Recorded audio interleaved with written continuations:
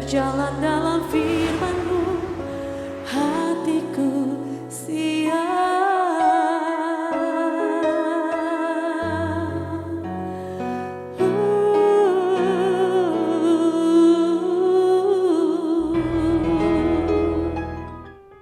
Salam, God lover yang dikasihi oleh Tuhan. Apa kabar? Kiranya semua dalam keadaan berbahagia, diberkati Tuhan, dan bisa bersuka cita bersama-sama dengan keluarga. Mungkin kita mengalami situasi-situasi yang tidak bersahabat, ada masalah-masalah yang belum terselesaikan sampai malam hari ini. Tetapi jangan biarkan itu mengganggu pikiranmu sehingga saudara tidak bisa istirahat dengan baik. Tuhan Yesus ingin saudara semua mengalami kelegaan, bisa beristirahat, dan Tuhan ingin memberkati apa yang sudah engkau tabur sepanjang hari ini. Marilah kepadaku semua yang letih lesu dan berbeban berat, aku akan memberi kelegaan kepadamu. Mari kita hampiri Dia, mari kita bawa semua beban berat hidup kita. Percayalah, Dia akan memberimu kelegaan. Engkau akan menjadi tenang, pikiranmu bisa menjadi ringan, jernih, tenang, dan saudara bisa beristirahat malam hari ini. Mari kita berdoa bersama. Bapa di surga, kami ucap syukur karena di dalam Yesus Kristus kami diundang setiap hari untuk datang menghampiri tahta kasih karunia-Mu. Dalam keadaan kami yang letih lesu bahkan berbeban berat, Engkau akan memberi kami kelegaan. Tidak ada hal yang lebih baik selain kami mengalaminya. Oleh sebab itu Bapa, saat ini kami menghampiri Engkau. Kami membawa semua situasi, semua masalah yang sedang kami alami saat ini. Berikan kami kelegaan, ketenangan, damai sejahtera-Mu.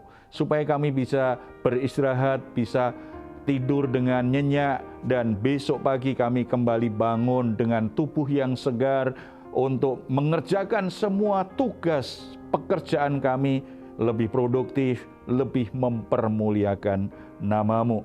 Bapa, ini kami, hidup kami, sepenuhnya kami serahkan kepadamu. Dalam nama Tuhan Yesus. Amin. Saudara-saudara, ada namanya ketawaran hati. Dan kita semua mungkin pernah mengalami yang namanya tawar hati. Apa yang kita harapkan itu tidak menjadi kenyataan. Apa yang kita doakan tidak dikabulkan. Sehingga sepertinya apa yang kita lakukan, apa yang kita yakini selama ini sia-sia. Saya bertemu dengan beberapa orang Kristen yang tidak mau lagi melayani karena tawar hati dengan pelayanannya. Karena tawar hati dengan tim pelayanannya. Saya bertemu dengan banyak orang Kristen yang tidak mau lagi ke gereja karena tawar hati dengan gerejanya, tawar hati dengan orang-orang yang melayani. Saya bertemu dengan anak-anak muda yang tawar hati sehingga mereka tidak mau lagi membaur dan ikut acara-acara keluarganya karena mereka tawar hati dengan orang tuanya. Ketawaran hati membuat orang kehilangan fokus, membuat orang kehilangan gairah hidup, membuat orang kehilangan semangat hidup, membuat banyak orang akhirnya menjadi orang yang a priori pasif dan tidak mengerjakan apa-apa yang seharusnya itu menjadi bagian dari proses hidupnya untuk bertumbuh.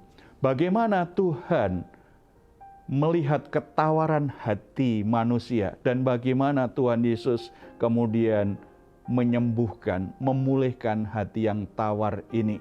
Kita akan melihat satu cerita yang ditulis di Injil, bagaimana Yesus memulihkan, menyembuhkan Thomas yang mengalami ketawaran hati.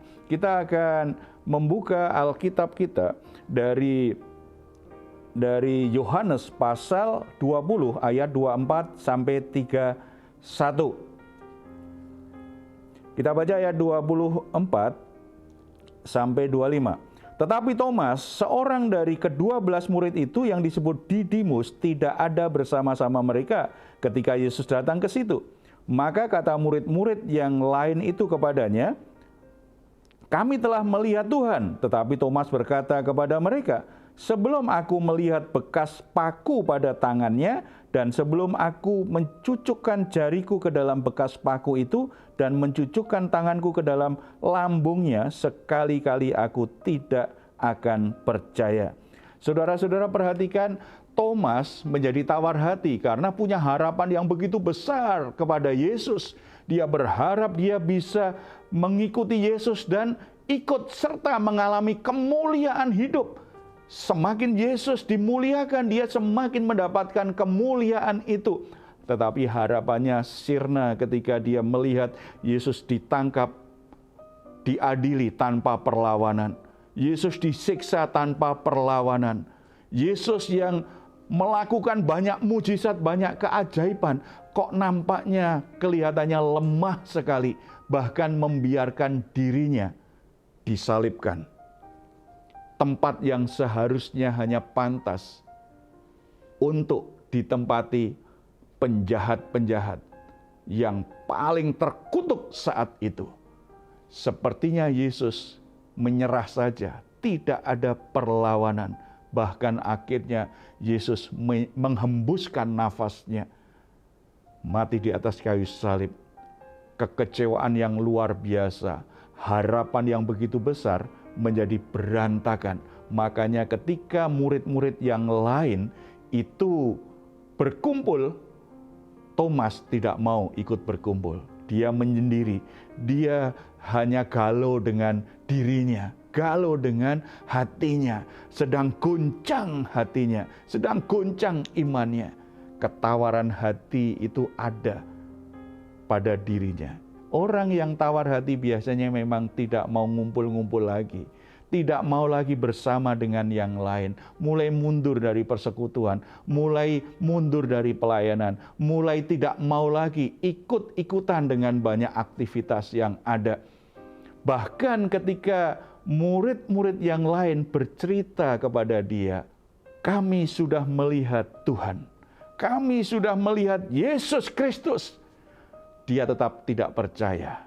Dia tidak semangat seperti yang lain ketika mendengar cerita itu. Orang-orang yang tawar hati menjadi sulit untuk percaya. Bahkan mendengar kesaksian orang ditolong Tuhan, mendengar kesaksian orang dilawat Tuhan, orang-orang yang tawar hati menutup hatinya. Tidak terlalu peduli, bahkan tetap saja tidak mau percaya. Mendengar khotbah, mendengar firman Tuhan, membaca Alkitab, tidak lagi bergairah, tidak lagi antusias, dan tetap menutup hati dan pikiran untuk mempercayainya. Ada keraguan.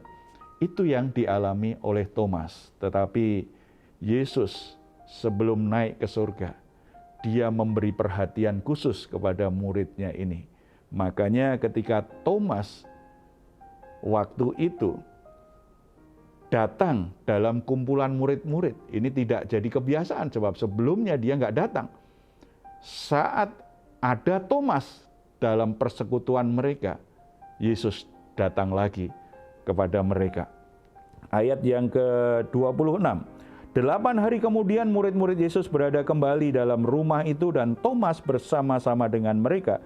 Sementara pintu-pintu terkunci, Yesus datang dan ia berdiri di tengah-tengah mereka dan berkata, "Damai sejahtera bagi kamu." Saudara-saudara, yang dibutuhkan orang yang tawar hati apa? Yang dibutuhkan orang yang tawar hati itu adalah dia harus mau kembali membuka hatinya terhadap kehadiran Tuhan. Kalau dia meninggalkan persekutuan, dia meninggalkan ibadah, dia tidak lagi punya waktu untuk berdiam diri, untuk bersaat teduh pribadi dengan Tuhan. Tidak mau lagi membuka Alkitab dan merenungkan firman-Nya. Maka dia semakin tawar hati, dia tidak akan sembuh selama dia tidak mau membuka hati untuk kehadiran Tuhan secara pribadi. Sudah mendengar banyak kesaksian, cerita orang bagaimana Tuhan bisa bekerja untuk mengatasi semua masalah. Tetapi orang yang tawar hati tidak langsung bisa percaya. Makanya ini bergantung kepada dia, mau tidak membuka hati untuk punya pengalaman pribadi. Kehadiran Yesus secara pribadi melawat dirinya. Saya punya teman yang dipenuhi dengan ketawaran hati terhadap pelayanan. Sedemikian rupa tawar hati, sehingga dia mulai melakukan hal-hal yang dia tahu sebenarnya tidak patut dilakukan oleh seorang hamba Tuhan. Dia sengaja melakukan itu. Sepertinya dia sedang mengejek Tuhan. Dia sedang melakukan sesuatu yang membuat Tuhan menjadi marah karena dia lagi kecewa. Dia lagi tawar hati dengan Tuhan. Tidak lagi mau melayani. Tidak lagi mau melakukan disiplin rohani sebagaimana seharusnya. Dalam keadaan seperti itu, dia kena penyakit. Seluruh badannya menjadi gatal-gatal. Tidak tahu diobati dengan berbagai macam obat. Dia datang konsultasi ke berbagai dokter, tidak sembuh-sembuh. Sampai dia menyadari bahwa yang dia butuhkan adalah Tuhan Yesus. Bukan upaya obat, bukan pelarian dengan macam-macam yang membuat dia justru tidak hanya rohaninya yang sakit, jiwanya tambah sakit, tubuhnya menjadi sakit. Akhirnya dia beri waktu selama 1 minggu tidak keluar dari kos-kosannya. Dia hanya membaca Alkitab, merenungkan, memuji Tuhan, menceritakan kekesalannya, kekecewaannya kepada Tuhan. Dia mengungkapkan isi hatinya kepada Tuhan. Apapun yang dia rasakan saat itu dia ungkapkan kepada Tuhan. Di saat seperti itu, dia kembali merasakan kehadiran Tuhan dalam hidupnya. Ketika dia merasakan kehadiran Tuhan melawat dia kembali secara pribadi, pikirannya, hatinya, emosinya mulai kembali bergairah terhadap Tuhan, mulai bergairah terhadap hal-hal rohani. Dia mulai terbuka terhadap Tuhan, dan di situ ketawaran hatinya mulai sirna, mulai hilang. Yang ada pengharapan, semangat, sukacita, dan gairah hati yang berkobar-kobar untuk Tuhan. Oleh sebab itu, jangan lari dengan banyak hal ketika engkau tawar hati. Justru buka hati, cari waktu, berikan waktu lebih banyak untuk mengalami kehadiran Tuhan. Dan yang kedua kita lihat di ayat 27 sampai 29. Kemudian ia berkata kepada Thomas, "Taruhlah jarimu di sini dan lihatlah tanganmu, ulurkanlah tanganmu dan cucukkan ke dalam lambungku, dan jangan engkau tidak percaya lagi, melainkan percayalah." Thomas menjawab dia, "Ya Tuhanku dan Allahku." Kata Yesus kepadanya, "Karena engkau telah melihat aku, maka engkau percaya. Berbahagialah mereka yang tidak melihat namun percaya." Saudara-saudara, Tuhan tahu betul bahwa orang tawar hati perlu diberi pengalaman langsung tentang kehadirannya. Perlu diberi pengalaman dalam hidupnya bahwa ada Tuhan, ada kasih Tuhan, bahwa Tuhan tidak pernah meninggalkan dia, bahwa Tuhan tetap pada rencananya yang besar. Walaupun pernah terjadi peristiwa yang begitu menakutkan, peristiwa yang begitu luar biasa mengerikan, tetapi itu tidak pernah menggagalkan rencana Tuhan. Saudara-saudara, kalau saudara lari gara-gara tawar hati, meninggalkan pelayanan, saudara tidak mau ke gereja lagi karena saudara tawar hati dengan hamba Tuhan, saudara tawar hati dengan orang-orang melayani, saudara tidak mau lagi ke gereja, saudara tawar hati dengan orang tua, saudara lebih banyak di luar rumah, tidak mau lagi pulang ke rumah. Saudara, gara-gara tawar hati saudara begitu cepat untuk meninggalkan pekerjaan, meninggalkan usahamu, sehingga saudara justru mengalami banyak masalah secara ekonomi, mengalami banyak masalah dalam banyak hubungan. Bukan pelarian seperti itu. Kalau saudara ingin sembuh dari ketawaran hati, yang saudara butuhkan adalah saudara harus membuka hati seluas-luasnya bagi kehadiran Yesus Kristus Tuhan. Saudara harus membuka hati untuk sungguh-sungguh mengalami lawatan Tuhan. Tuhan tahu saudara butuh bukti, maka Tuhan akan beri engkau pengalaman-pengalaman rohani tertentu. Saudara akan berikan tanda-tanda tertentu secara rohani, sehingga saudara tahu bahwa Tuhan sungguh-sungguh ada. Tuhan sungguh-sungguh pegang kendali dengan masalahmu. Tuhan tidak meninggalkanku. Tuhan akan menolongku melewati hal-hal yang tidak menyenangkan ini, hal-hal yang menyakitkan ini. Oleh sebab itu, kalau saat ini saudara sedang mengalami ketawaran hati seperti Thomas, mari datang kepada Tuhan dan alami lawatannya, jamahannya, dan kebebasan yang baru yang Tuhan berikan. Kita bersatu dalam doa. Bapa di surga, kami ucap syukur karena Engkau peduli dengan orang-orang yang terhilang, bahkan orang-orang yang tawar hati, yang tidak mau lagi peduli dengan hal rohani, tidak peduli lagi denganmu. Engkau tetap peduli. Tuhan ingin menyembuhkan ketawaran hati dan menggantikan dengan kegairahan yang baru, dengan semangat hidup yang baru, dengan roh yang berkobar-kobar terhadap Engkau. Bapa, hamba-Mu berdoa untuk saudara-saudara yang saat ini sedang tawar hati dengan pelayanannya, dengan lembaga gerejanya, orang-orang yang sedang tawar hati dengan gerejanya, sehingga mereka meninggalkan pelayanan, mereka meninggalkan ibadah, mereka tidak mau lagi pergi ke gereja, mereka tidak mau lagi melayani dengan yang lain, yang adanya keluhan, tidak ada lagi gairah dalam kehidupan rohani mereka. Bapa, jamah hati mereka. Kiranya Engkau hadir, nyatakan kehadiran-Mu kembali Yesus dalam hidup mereka. Tuhan, lawat mereka secara pribadi, sehingga mereka benar-benar kembali mengalami kehadiran-Mu, mengalami lawatan-Mu, mengalami jamahan-Mu. Mereka mengalami kebebasan yang baru di dalam Engkau, bahwa Engkau tidak pernah meninggalkan mereka. Situasi sulit itu tidak pernah menghalangi Engkau untuk terus menyertai dia. Keadaan-keadaan yang tidak menyenangkan itu tidak akan menggagalkan rencana Tuhan, tidak akan mengurangi kendali Tuhan atas setiap peristiwa dalam hidup saudara-saudara kami.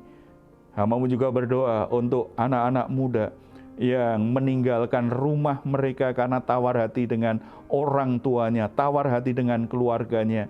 Mereka meninggalkan rumahnya dan mulai berkumpul dengan teman-temannya, dengan komunitas-komunitas yang tidak sehat, yang menyeret mereka pada perilaku-perilaku yang buruk, kecanduan narkoba, perilaku seks yang menyimpang, hal-hal yang membuat hidup mereka semakin kacau, semakin tidak ada arahnya.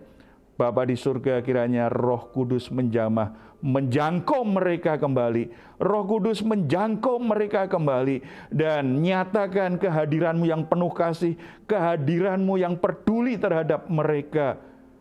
Mereka boleh mengalami lawatan Yesus Kristus secara pribadi. Hidup mereka diubahkan, hidup mereka kembali kepada Tuhan. Terima kasih Bapa. Tuhan, nyatakan pekerjaan-Mu kepada setiap orang yang tawar hati. Pulihkan hati mereka, harapan mereka, roh mereka kembali berkobar-kobar kepadamu saat ini. Dalam nama Tuhan Yesus Kristus. Amin. Puji Tuhan, saudara-saudara, kalau saudara sedang kecewa, jangan biarkan menjadi tawar hati. Kalau saudara sudah terlanjur tawar hati, jangan biarkan itu terus menguasai hatimu. Saudara perlu kembali bersemangat, menemukan gairah hidupmu untuk menatap masa depan yang terbaik dalam Tuhan. Buka hati, terimalah lawatan Tuhan. Kalau saudara membutuhkan dukungan doa, karena saudara sedang bergumul dengan masalah-masalah yang begitu berat, silahkan saudara menghubungi nomor telepon yang tertera di layar saudara. Tim doa kami akan mendukung saudara dalam doa. Tetap percaya, tetap berharap akan pertolongan Tuhan. Karena Bapa di surga adalah Bapa yang mengasihimu dan selalu ingin membelamu. Kalau saudara ingin memberikan komentar, silahkan menuliskannya di ruang komentar yang ada di channel Diaspora TV. Kami tunggu. Mazmur 4 ayat 8 sampai 9. Engkau telah memberikan sukacita kepadaku lebih banyak daripada mereka ketika mereka kelimpahan gandum dan anggur. Dengan tentram aku mau membaringkan diri lalu segera tidur, sebab hanya Engkaulah ya Tuhan yang membiarkan aku diam dengan aman. Puji Tuhan, selamat malam, selamat beristirahat. Tuhan Yesus memberkati kita semuanya. Salam.